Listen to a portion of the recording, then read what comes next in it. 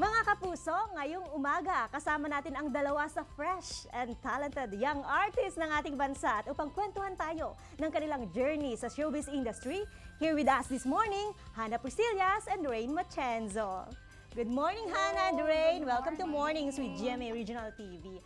Unahin ko na si Rain. Paano nga ba nagsimula sa showbiz industry si Rain? Actually, I think pagka kinukwento ko siya, sinisimulan ko siya sa TikTok. Kasi doon ako nahanap, doon ako na-reach out ng Sparkle din. Pero TV in general, nag-start ako as a courtside reporter. So yun yung exposure ko, first exposure ko sa TV industry. Oo. And si Hannah naman ay na-discover sa isang reality show sa GMA. Kwento mo naman sa amin paano yun, Miss Hannah? Way back 2014, Bet ng Bayan, doon po ako nanalo. And doon na nag-start talaga na maabot ko unti-unti ang aking mga pangarap. And you are excellent both sa yung chosen na aspect. Singing, hosting, acting. Hosting, baka pwede na rin. Singing and acting. Papaturo ako sa kanyang, turuan kita mag-singing. So sa acting naman, paano ang hugot nyo doon? Paano kayo mag-internalize? Since ito ang regular talagang Girl!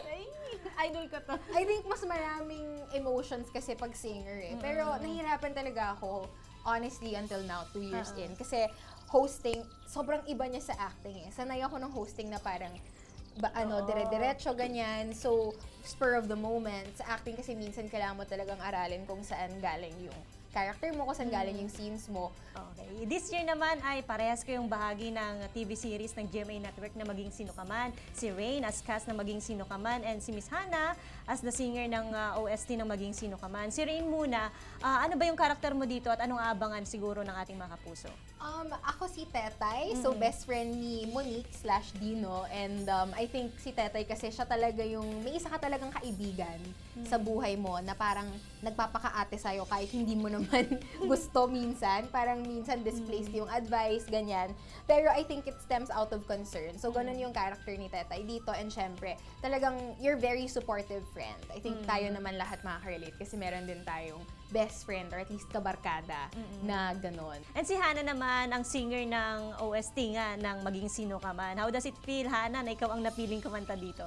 Well, palagi kong sinasabi na thankful talaga ako sa mga tao behind every shows na kinakantahan kong theme song. Dahil yung tiwala nila sa akin na ang daming pwedeng kumanta pero ako yung napili nilang pagkatiwalaan. And sobrang saya ko palagi kasi alam mo yung mas nade-develop ko, mas maraming learnings akong natututunan talaga every time nagre-record ako.